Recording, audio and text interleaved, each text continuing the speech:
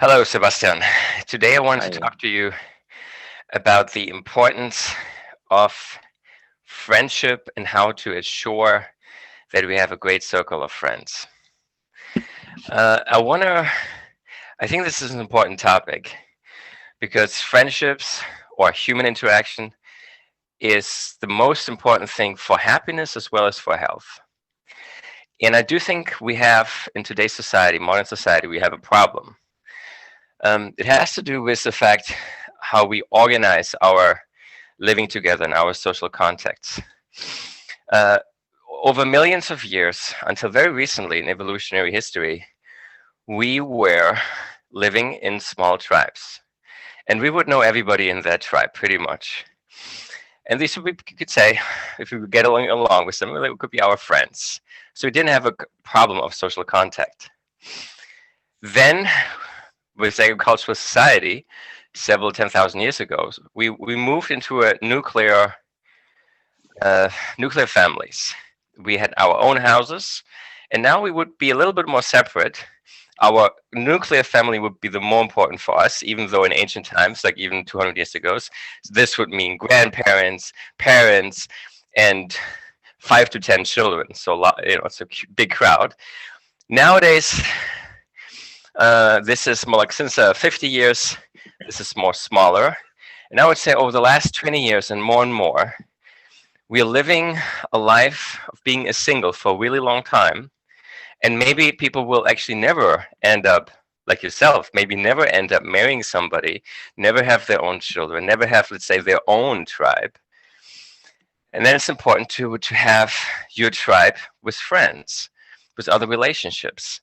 So to some extent at the beginning you have it with your parents still and with your aunts and uncles and nephews. But then you see that this relationship becomes a bit weaker and they're dying, and then you are and they get married and your friends get married as well.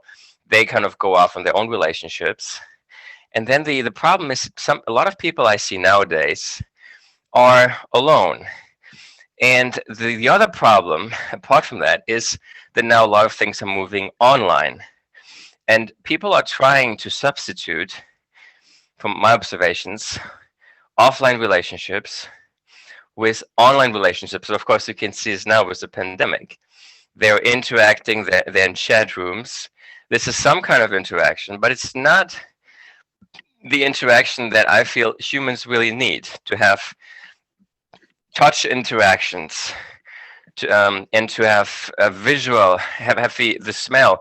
Everything is it's much more when you are with a person than if you're just seeing a person or just talking to a person online. So I do believe that these two trends, us not living in tribes and not living having any more of this drive to get a family, and on the other hand, us going from offline to online, potentially is a problem for us. And in order to solve it, we need to make sure that we have very close and good friendships. The question is, how do we do that? What do you think about that? Yeah, I love your analysis. It's a very like thorough and and all encompassing, right? Like you took everything into account. It's true, and I think it's a challenge and an opportunity right now because it's easier to maintain contact with people who are on the other side of the world. Like yesterday, I had a call with my friend who is now in Buenos Aires, for example, and we had like amazing quality of video despite of being on completely opposite ends of the world, and real conversation. So it's crazy great on one hand. On the other hand, yes, so everyone starts being single now and using maybe apps and social media and dating apps and whatnot to meet people. There are meetups. I think for majority of people who don't have high expectations of their friends, who are more like average, they're doing fine because they can be kind of friend with almost anyone. But for people maybe like us, we don't fit in that well with like most people. So that might be a challenge. So for example, you can go to a meetup and you'll be surrounded by people who will be just talking about some stupid stuff that you don't care about, and you will feel lonely and bored, and you are better off maybe going home and having a good conversation online with someone who actually thinks like you think and wants to talk about ideas and all that. So there's a lot of like tricky things there, right? But we need to gain a new skill of acquiring and maintaining a tribe of friends. And carrying these conversations and these friendships throughout our whole lives, using technology as well as meeting in person sometimes, and knowing how to deepen these connections as well, which I think has a lot to do with vulnerability and maybe like sharing something, opening up to people, right? But we do that naturally with the right kind of people. And maybe it's not that easy to find the right kind of people for everyone. Okay. Yeah, I agree. So what I got from your statement is that there's also opportunities in the sense that as society is moving away from the nuclear family, there are more and more people that are potentially looking for new associations, new friendships. Those go to meetups and they're open to meeting new people. So you have chance to meet a lot of new people. And of course, with online being better and better, and with video conferences, it's possible to feel some kind of connections while having a video conference like we're having right now. Yeah, and there's another very interesting point that the most lonely group of people right now, according to some research, is married men in their 40s. Like those are the loneliest people. Why? Because at work they just have like some friends, like some coworkers, whatever. Then they come home and they play certain roles at home. They are the father, they are the husband, whatever. But what they actually miss is time with their peers, going to have beers and play soccer with their buddies or something. There's no time for that. There's like doing that would be working against your family. Like your wife would be like, why are you not spending time with the family? You're a bad husband, you're a bad father. So they never get the time for themselves alone or the time with their buddies. So for example, now there's this popular trend of like weekend dads, right? Like, so the guy works all week really hard, maybe 12 hours a day, whatever. And on the weekend, he's left with the child because, I don't know, the wife who was taking care of the child most of the week is now going with her friends or going get her nails done or whatever. And so he is now with the child, but this is not the equal partner that he craves to actually connect with, to be friends with, to, you know, to be understood and to connect on that level. Because if you just play certain roles, like you are, let's say, the father to the child, that doesn't give you the kind of friendship that you crave from like an equal. Yeah, okay, I can see that. So you're saying that there are different necessities that we have in terms of relationship. It's not like if I have several children, oh, I can be happy now. I have several children, so I have this connection, because that is a connection that maybe some people need to feel that you're responsible for somebody, but it's not the only connection you need. And the connection with your wife is another kind of connection.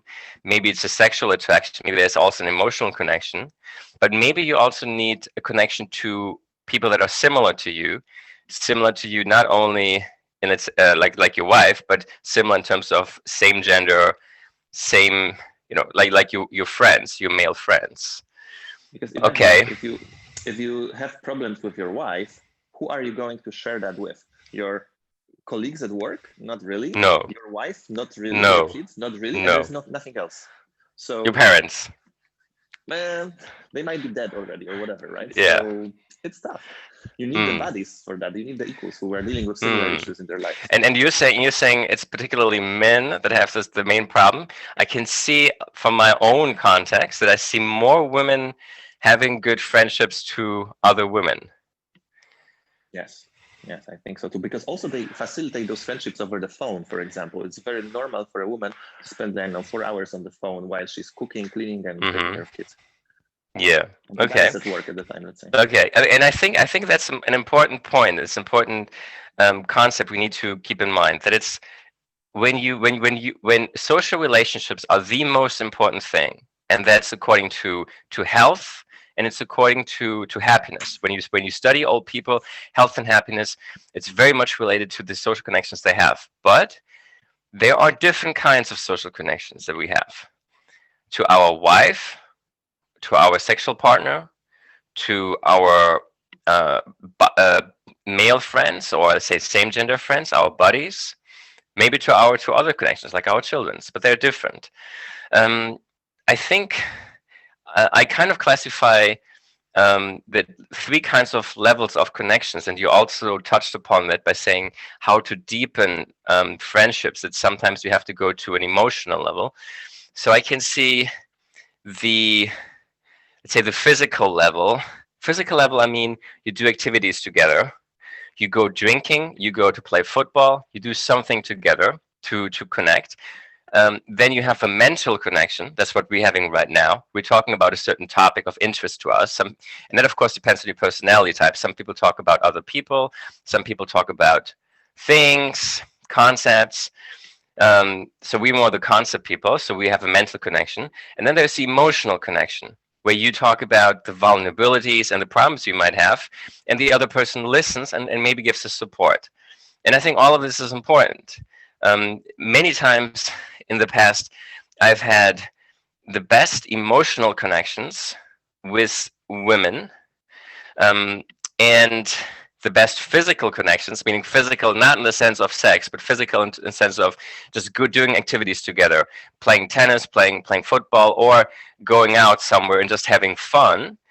To men, they would, with women, would sometimes be a barrier. And in terms of the mental connection, like they're the people like you that have similar personality. I think it really depends on personality. Is it, as you said, and I think it's important to have all of it with either different people or with one person, or with I mean, not with one person, but several levels within one person. What do you say? And I think also because of the way we're raised and so on, it's harder for men to open up, talk about their emotions, be vulnerable, and so on. So maybe that's why also women have much better connections and much better networks of support. Let's say if they go through a divorce, everyone, like, they can call their friends, everyone's like, oh yeah, he's the bastard, like whatever, I totally feel you, like you should have left him a long time ago, like, you know, they get all of that. Whereas the guy is just, I don't know, drinking alone, and like everyone thinks he's a loser or whatever. So we don't have the same network because it's not socially acceptable for the guy to, let's say, complain about certain things because it shows weakness. For girls, it's very easy to be like, oh, I'm this like little innocent victim, and like everything is wrong, but it's not my fault. So, oh, okay, everyone is like, you know, giving support. You're right. But the guy is not, like, the guy is held responsible for everything he does always, like he's never like you know, a victim of circumstances. So I think that also plays a role. Why? Yeah, I mean, I would summarize the problem you're mentioning as guys have a problem on the feeling level, on the emotional level. I can see it with my dad. My dad is my best friend. He's a person because my mother died many years back, and so I've always kept a close relationship to my dad. And I know he's the one who cares about me on this whole world the most. But it's just when it gets to, for me to share emotions, he would always go to a physical level, which means I share a certain emotion, I feel bad about it, and then he wants to give me a solution. He wants to ask me, okay, how can I help you in this? It's just about solving a problem. It's not about just listening to my emotions. And girls are much better in this, and my homosexual friends are also much better than that. So I don't know why it is, but it's just that that from all the friends whom I'm talking about emotional stuff, they're generally either girls or they're homosexual. There are very few heterosexual men I talk to about emotions, because generally when I talk about emotions, they're like, oh, okay, don't take it so seriously. It's gonna go past. Let's play, have some fun. So they switch, or they say, oh, that's bad. You know, let me tell you, I think the best thing to do now is this. So they either give me advice or they tell me it's not so bad, but they don't really listen to emotions. So listening and emotions, these are two things that with heterosexual men, I've had some problems in the past. It's hard. I think that's also the complaint that women have against men, right? That men always want to solve the problem and they never want to like listen and just be with them, hold space and all of that. But maybe that's what masculinity is in a way. Maybe we are like this solution-oriented people and we are balancing the emotional women who are, you know, just thinking about their emotion, feeling it and going through all of that, while we are making sure that the world still works and exists and everything else. So I don't know if. But let me just tell you, you can, since you noticed this, that women dislike this about the majority of men, that's where you can stand out. If you are somebody who listens, who asks them, how do you feel about that? Tell me about your feelings. They would be like, wow, this is like finally a man who listens. Maybe not in the first date, okay, But like once you come to the third date and you really like the girl, this is something you can do. You can definitely experiment with that, though I would be afraid sometimes that you starting being much more feminine and like doing whatever girls say they want is gonna make them lose attraction to you, because out of the sudden you are one of her girlfriends and maybe she's not getting wet by this, you know. So it's like, it's tricky sometimes, because the society now is pushing men to be so much more like feminine and like, okay, lower the testosterone, don't be aggressive, don't go, you know, like try really hard to achieve some goals. Let's just like talk about our emotions and feel good and all of this. And maybe it's a threat to how attraction works on a very physiological level as well. Maybe she wants the yes and no. I mean, I would personally, my feeling or my observation is that it's important to be masculine in many aspects. You do want to take a decision. You want to be a guy who takes a decision. You want to be a guy who's confident. You want to show that you have goals, that you care about your goals, that you care about your goals probably more than you care about her, and that you're not just there for her to do anything that she wants, but you have your own agenda. But when you do all of that, then I think it's still very good if you also show that you listen to her and that she can be the girl with the problems, because when she talks about her own emotional problems and you listen, then she becomes the girl talking about her problems, and she has like a dad that's listening to her that she never had, and that feels really great for her to have a masculine man listening to her about her problems. I think there's a balance there, and that's true. But at some point, you might also need to redirect her. Okay, like if you want to like bitch about your boss for 3 hours, like call one of your girlfriends. I'm a guy, I'm on my mission, I'm busy, and I don't necessarily want to hear all of that. And it's okay as well. Like you don't have to be the girlfriend for her as well, because there are some functions that you play in her life, and maybe her girlfriends play other functions, and maybe she should be getting emotional support more from them than from you, if she's about to like bring drama to your life that you actually don't need. Okay, fine. Okay, so we talked about so far that because of the difference, the changes in society and the changes how we relate to one another, there are problems for people that do not have a nuclear family, or even those that do have a nuclear family, a small nuclear family, but they don't take care of having a quality circle of friends. Especially, you mentioned men. And we said that having just a wife and children is probably not enough. You also need to have other relationships, especially to your peers, which would be your same gender friends, male friends.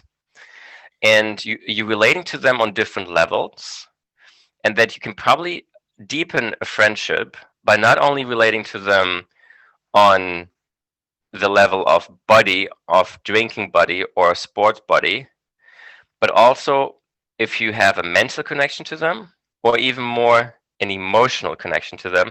And the emotional connection is formed by you exposing your problems and vulnerabilities, and then listening to the other person exposing his problem and vulnerabilities. Yeah, you know what's interesting? Like sometimes like we think that okay, the single people are lonely and the people with families are not lonely and whatnot, and that's not where the line is actually passing through it.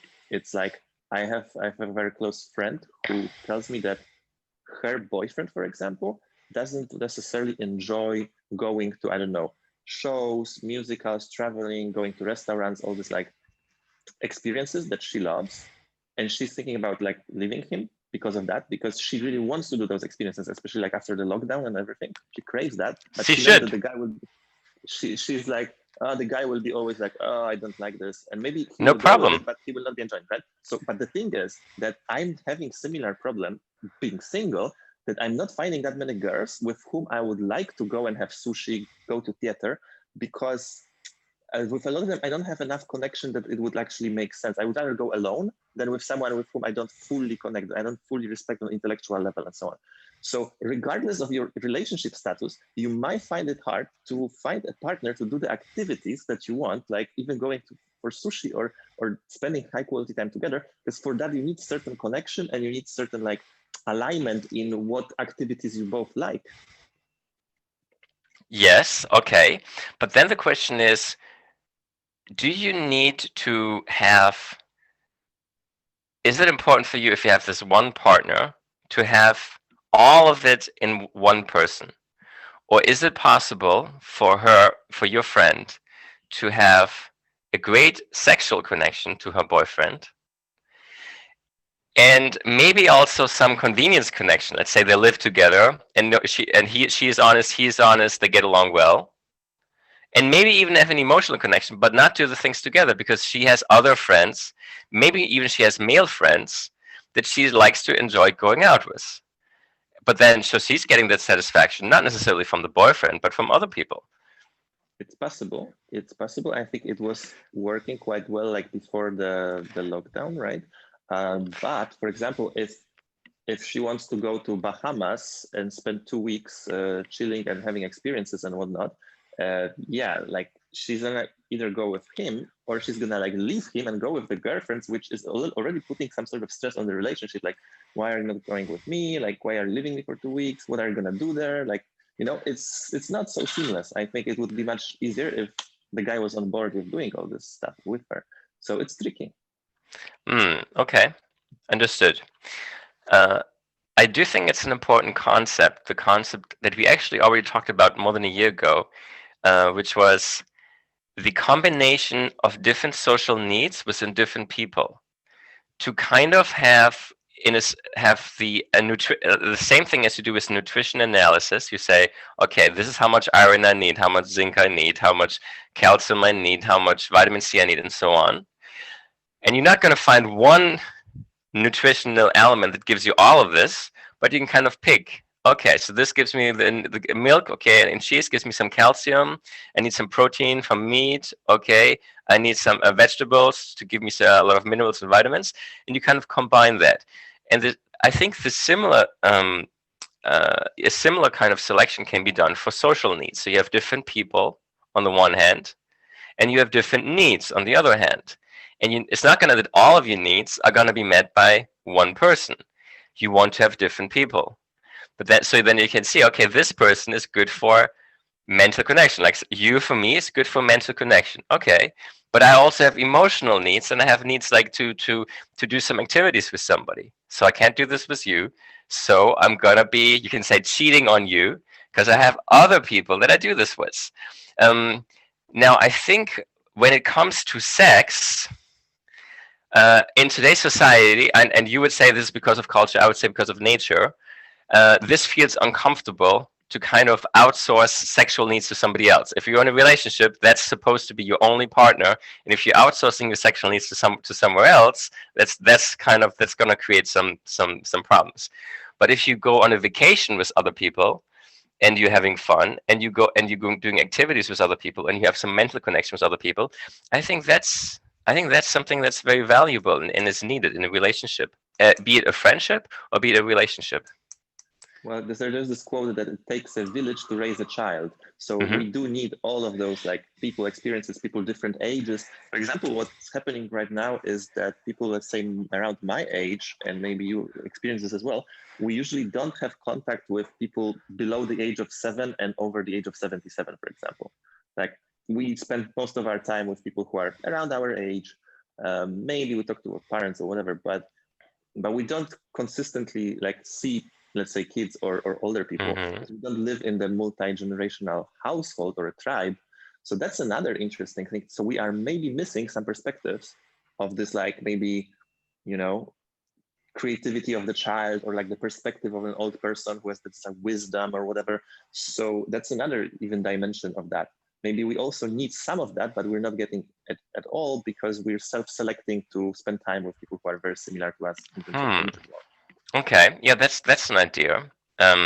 Also, I want to soon get into the how to go over some strategies. I think that would be one strategy to. It's also important to have people that are not exactly your age. I was living once for some time at a university, and the university housing was too full, so they set us into a senior home, a home for the elderly. So I was living there with like 5 other people in this elderly home, and we were having dinner and lunch with these elderly people. It was quite interesting, actually. I was speaking some Dutch. I was in Rotterdam in the Netherlands, so I was able to communicate with them, and it was very, I wouldn't say friendships, but I was easily able to make some human connections because they, of course, are very happy that some young person comes in and they can talk to some young people because they only talk to old people. Wow. That's interesting. There was this thing on Facebook. I don't know if it's true, but the fact that they connected the old people's home with the home for children without parents, basically. Orphans. So there was Yeah, the old people and orphans, which they both needed each other in a way. exactly. So That makes a lot of idea. sense. It makes a lot of sense. It really, this has to be this because this is something, you know, just like love. It's a win-win situation. It's both people just win. Yes.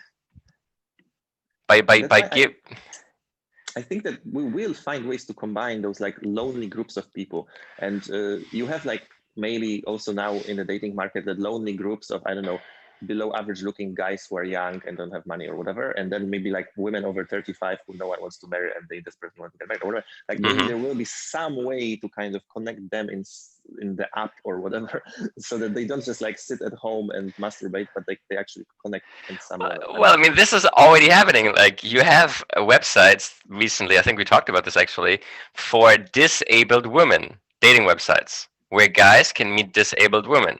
And disabled women, they have a lower market value, so their expectations of which guy they would get is also lowered. And so a lot of guys, the incels, involuntary celibate guys that don't succeed on Tinder, go to those sites. Interesting. Okay, so how can we connect older people with younger people, because it can be mutually beneficial, both from a like social connection point of view, as well as I'd say on a mental connection, on exchanging ideas, especially nowadays when you see there's so much divide between the different political beliefs, not only political beliefs, just generally beliefs. There's certain beliefs that go together, and some people in their group, they only have this kind of belief, and anybody who is different would have a hard time making friends in this group. And on the other hand, the same. So just bringing different people together, I think that's very important. Got this idea that what you were saying about those disabled women versus this incels guys, the opposite of that would be like sugar daddy websites, right? So you have like the guys who are maybe too old to be attractive, but you have those attractive girls who maybe need money, and it's like, yeah. So there are all kinds of exchanges of value possible and new models that are emerging, and they're not that new. I mean, if you look at the history in the past, yeah, older rich men always like were supporting or having some relations with like younger poorer women and all of that. So it's happening also like across countries, right? Like there are countries where people are generally poorer, and then maybe some guys from the US go there and like create those relationships. So there's a lot happening like this. And even let's say some women from the UK go to Turkey to get sex. It's like sex tourism. I watched a documentary as well. Yeah. I thought they go to Jamaica, but okay. Well, they go probably everywhere they can find some things, but yeah. So there is like sex tourism for men, women. It's like all kinds of arrangements are possible now with the internet. They are even more facilitated, I guess, and popular, and that's interesting. Yeah. Okay. So we looked at the problem. We looked at the problem of not having the social support that we need by different kinds of social relationships. We looked at that this has to do with the change in our society, that nowadays we first were living in nuclear families, first we're living in tribes, then nuclear families. Now it's even a more diverse system, and many people just sit alone at home on the computer and having offline interactions. So we said online interaction is still important, even though online with video conference can be to some extent a substitute. And we looked at that there are actually, it's not only one relationship you have with your wife and with your children, but you also need friends. Even if you have a wife and children, you still need friends. And we looked at the different levels of friendship that you need, or let's say the different levels of social connections you need. Like you need emotional connections, you need mental connections, you need also to have some what I called physical, which means like some activity partners, some buddies you do stuff with. And maybe that also, another thing that we didn't mention, but I think that's also important, is a network of people you can relate to. Like for knowing what to do next, you kind of look to your peers and you're like, okay, my peers are doing this. They are going on a diet. They're going on a exercise track. They are doing this kind of career. So you kind of get indications of what you should do by looking at your peers as well. So there are many different reasons why social interactions are important. Research has shown it's important for health. Research has shown it's very important for happiness. Now the question is, what advice can we give to somebody to have more fulfilling and healthier life by having more social interactions? And if we were to take an incel, we were to take, let's say, a 25-year-old guy who's still a virgin, who doesn't have friends, who's sitting at home on his computer all the time in online forums. These kind of guys, they're becoming more and more and more. There are already so many millions of them. How can we help this guy? What advice would you give to this guy? I think that the thing that we're not looking at here, and it's super important, is that you need to live in a big city, like maybe over 700,000 people, if you want to have any chance of like actually meeting new friends, lovers, having actually like a life where you connect with people intellectually, because there are enough people for you to find your philosophy meetup or like your whatever you are into. Whereas if you are in a small village, like there's no options pretty much. Like it's very hard because you have very limited choice, and then there's no more choice, right? So I think even that component of logistics, like where you live, and don't move every 2 weeks to a different place, because that's not going to help you, create those relationships. So maybe staying in big cities for at least a year, if you have to be moving, and maybe more, and then going to all those groups that you would be interested in participating in terms of meetups and working on your attractiveness and going on Tinder and trying to make something happen in many different ways. That would work. And when you meet someone with whom you connect, take their contact information, schedule like a coffee together at some point, make it a call. Like I met a guy in Valencia on Language Exchange with whom we really connected, and we have a call once every 4 weeks.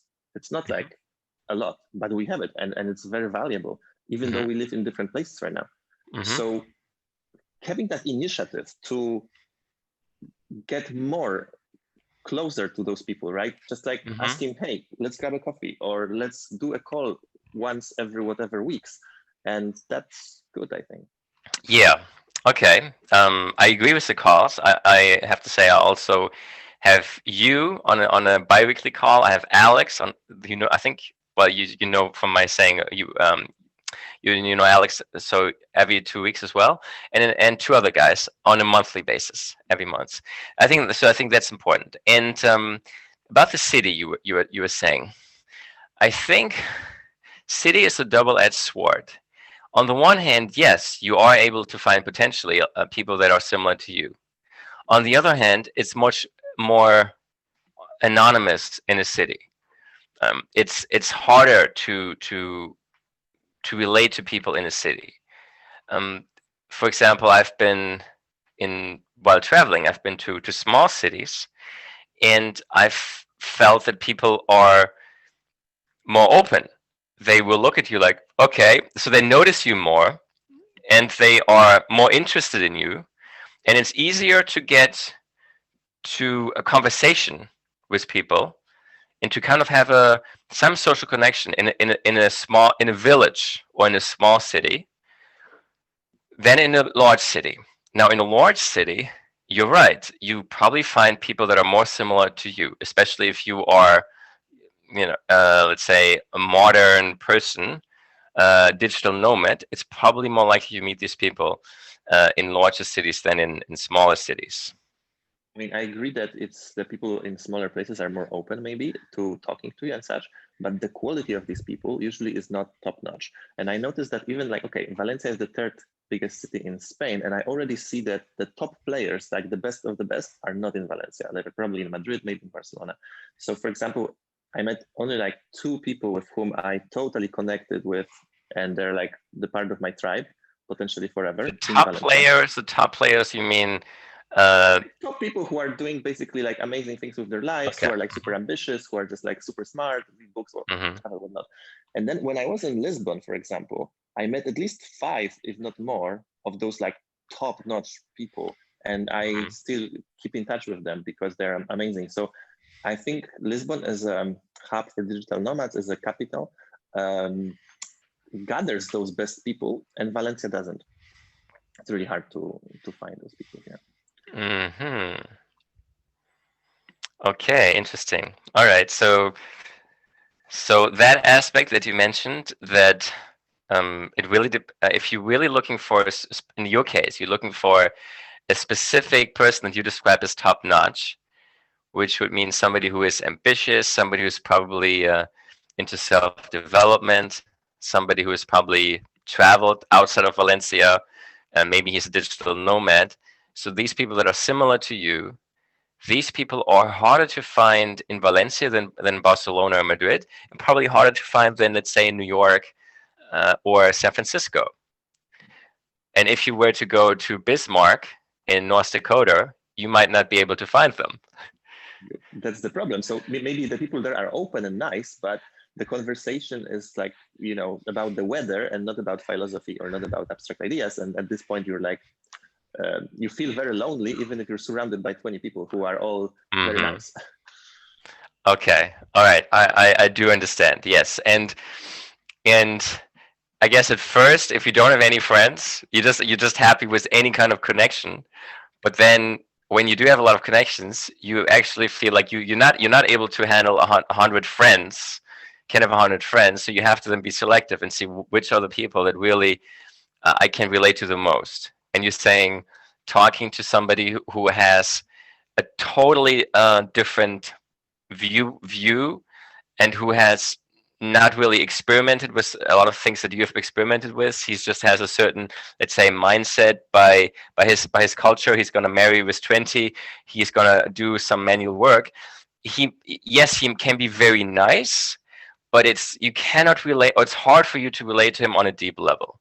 So then, while you still might want to have some people from different backgrounds, to have social context for people from different backgrounds, if you're talking about real friends, it's better to have people who are in very similar wavelengths to yours.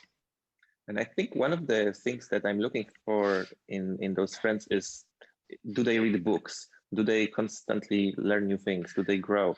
Because if they don't read books, I think what you just said, like they are programmed by the culture, by television, by social media, and it's so boring because it's so predictable. There's no depth to it. It's just like what everyone else is doing, you know, without mindlessly kind of doing what everyone else is doing. So just like copying the past into the future, instead of actually having some reflection and having some original sources of information that maybe most people in your environment are not exposed to, because you choose your books and you choose the authors and you start thinking about different ideas, and those people are fascinating to talk to afterwards. Okay. All right. So let me summarize on the how, because we've already developed a lot of ideas for the how.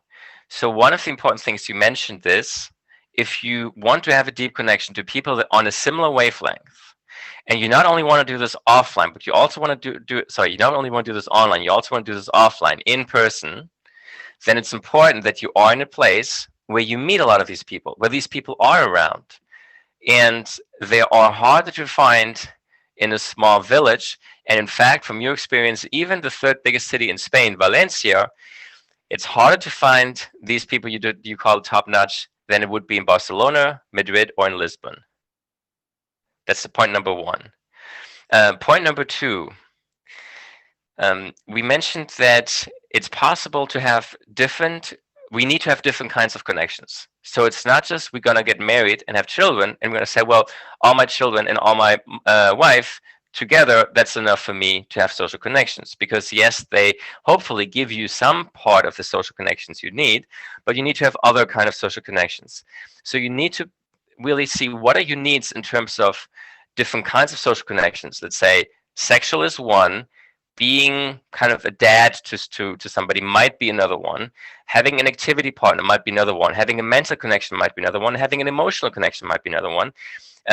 ideally you can combine several things within one person, but you do want to make sure that you have all these connections met with, and you can have different people to meet these connections. One more thing we said then is, how do you relate deeply to people? And you said, in order to relate deeply to somebody, it's important to not only have a superficial conversation, but to have a deeper conversation like we're having right now. So it's not only superficial, there are deeper concepts. That's like, say, the mental connection. And you said also have an emotional connection. And we said emotional connection is by you being willing to share your problems and your vulnerabilities, and by you being open to receiving the other person's problems and vulnerabilities.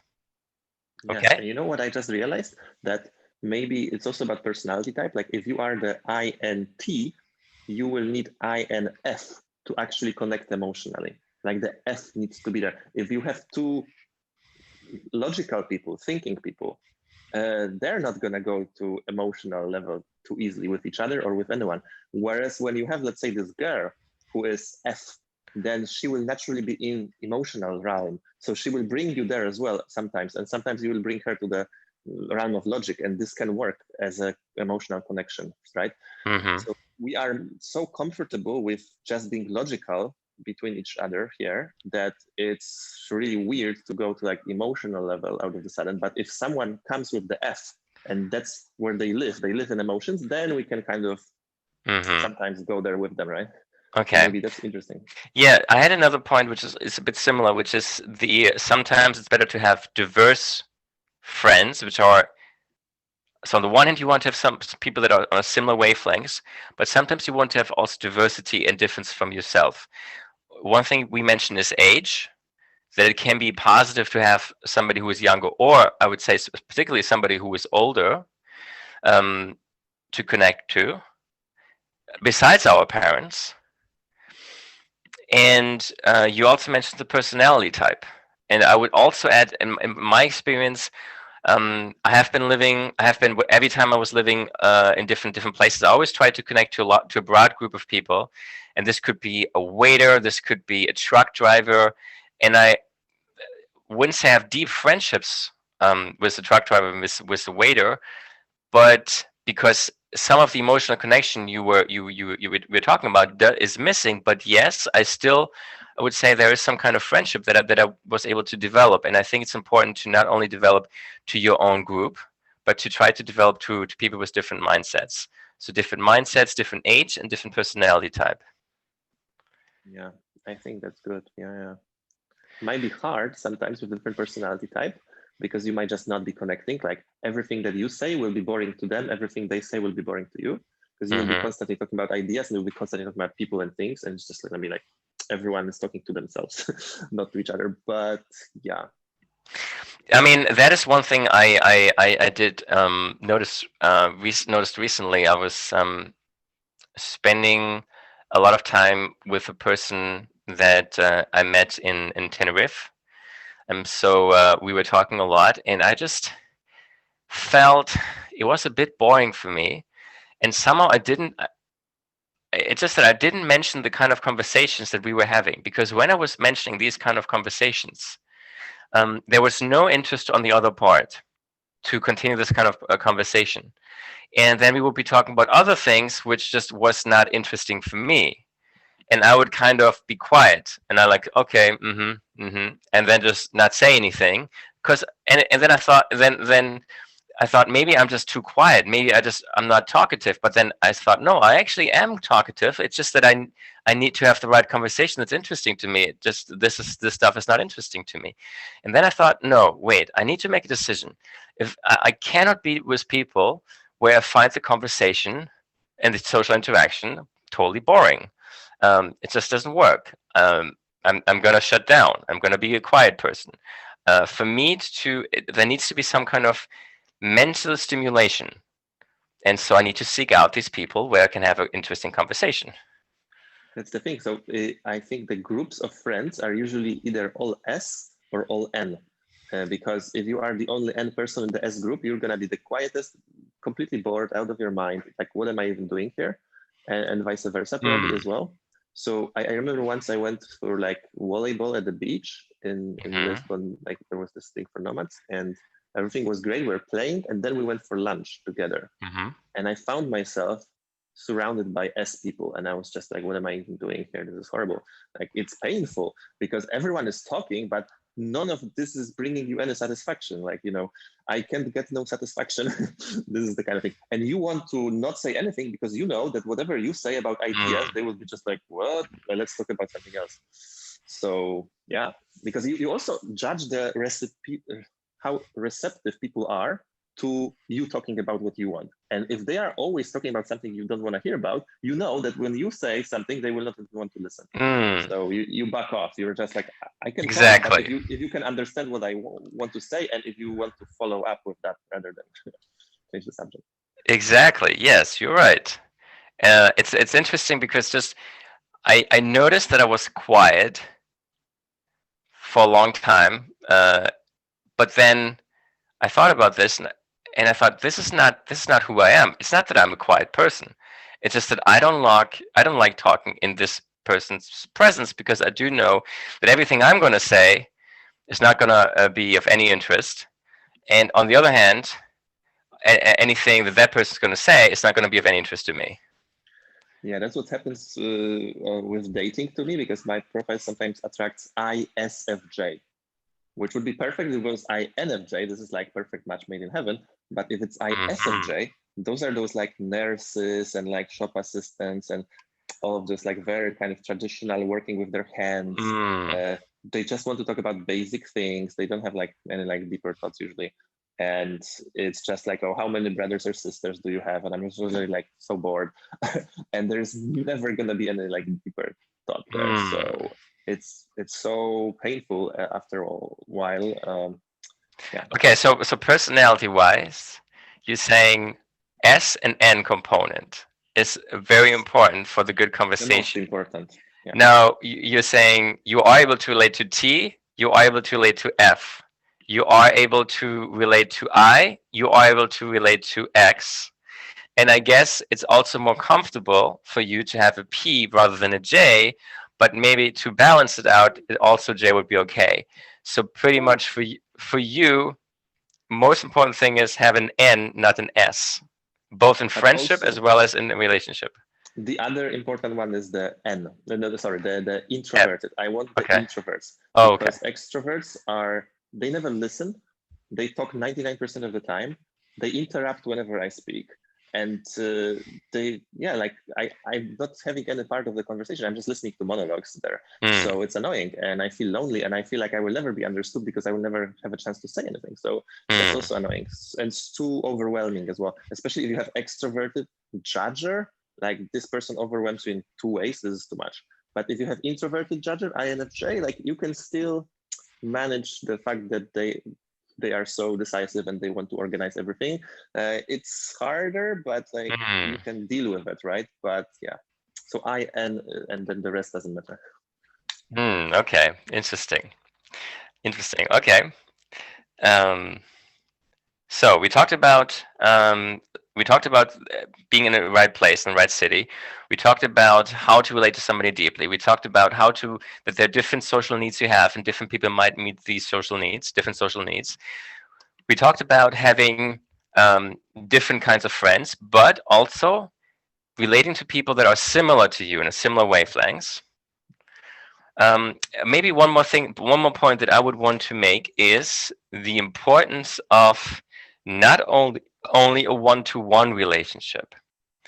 And I think that's a problem for me because I do have a lot of good friends, but it's all one-on-one. It's not one group. And I think there is a certain power in having one group of people that know each other and that relate to each other. Let's say we have and that maybe you have a bi-weekly call with a group of people that all think similarly. Mm, Uh, I think that's for extroverts. I don't like that. Like we used to have this call with Carol with like many people. I like mhm. the one-on-one much more. The vibe is like always accurate when you have two people rather than when you have five people and one person talks 99% of the time and everyone else is bored. So that's the thing. But I also look at Spanish culture. They love those groups of amigos, like 9 people, 12 people, and they hang out together. And the group dynamics kind of dictate that the common denominator will be, the lowest common denominator will be basically talking about the stupidest stuff. They will never have like super interesting, amazing conversations unless it's a group of N people only, and that doesn't happen that often. Like we had some of those things with nomads in Lisbon sometimes, like a special meetup about mental models that attracted only N people. That was interesting, but we're just talking about ideas at this point. But normally there is this book called How I Found Freedom in an Unfree World, and the guy reflects also my feelings about groups, that groups are just like to be avoided in general. They're just wrong. They're just like, they will waste your time. They will try to get you to conform to some stupid stuff you don't want to do. The conversation is never as deep. Yeah, and for introverts, like you're not gonna even like speak in a group usually. Like there will be 2 or 3 extroverts that will do 100% of the talking usually in a group. So I don't know. I'm unimpressed by groups in general. Okay, interesting. Okay, so anything else in order to add to on how to take care of your friends? Oh, there was one more thing that I didn't mention, which was a call. That when you're moving a lot and when some of your friends are in different places, it's not that they're lost. You can have a good connection to them, but then you need to ensure that you connect them regularly. If you don't schedule it, both people probably, if they have so many things to be going on in their life, they're just not going to reconnect. And so you don't have to reconnect every day. You don't have to reconnect every week even, but just reconnecting once a month already over time is going to keep the relationship stay strong. It's amazing. Yeah, I love this technique. It's such a simple thing, like use Google Calendar and you're done. And there's no need for anyone to initiate the call or think like, oh, maybe I'm bothering this person because it's too much. We just talked or whatever. It's just like so seamless and it works. And, you know, I just recalled this research that was showing like who's going to end up with whom in terms of couples on the campus of the university. And they said that there were 3 factors: proximity, familiarity, and similarity. And I think it works like this for friendship offline as well. So you maybe go to the same university and you know that there's this guy who likes to talk about ideas. So you start talking about ideas, you start playing chess together or whatever. So that helps. But then there's the structure that facilitates you hanging out often because you see each other regularly at work or like at school or wherever, right? But the challenge is how to facilitate this, how to create that structure without being at the same university as same work. And that's where the calls are amazing for that. One more thing, a small hack to which you might also take in, think about how you can do this, because I haven't seen you do it, but I think it's a hack that works well, is to create this familiarity with you by posting on social media regularly. Let's say I do this on average, maybe depending on where I am, maybe twice a week. I post on social media, and I have like around 650 followers. A lot of my friends are part of my followers, and they will just get, they just see an image of me in a certain place. They get reminded of me. So I don't need to have necessarily interaction. It's enough for me if I want them to feel proximity to me. Familiarity to me. I'm just going to send them images of me, and they're going to get automatically have more familiarity with me just by seeing the images. That's a brilliant strategy, and it also works with girls. So you are baiting the girls to contact you because you show up in their feed, and they're like, "Oh, this guy! I remember this guy. Oh, he's enjoying his life there. Like, I'm wondering what's up with him. Let me talk to him or whatever." So it works to attract attention to you, whichever attention you are craving. But sometimes you might go overboard and attract too much attention, and that's where you get people writing you like, for money or like whatever. Like, let's say if you promote yourself as this like rich person or whatever, you will have a lot of people trying to get stuff from you, or like, oh, I want this, I want to create a business with you, and I want you to be my mentor, and I want this and I want that. And it's like, Tim Ferriss was talking about like full mailbox of people who want to do stuff with you because you just appear in their screen too much, and they all think about you and how you can benefit their life. And I mean that is true. People feel familiar. Like even if I saw a movie actor, I would feel, hey, I already know this person to some extent. So this can be bad for them if they have too much. Let's say you're a celebrity. But for example, what I noticed, I'll give you one concrete example. My friend Romeo, we talked once, and this was 4 years ago. We talked once for a job interview. I was about to hire him, didn't hire him at the end. We stayed connected, but the only way we connected, I think we never messaged each other, was because he was sending Instagram updates of his life, and I was sending Instagram updates of my life.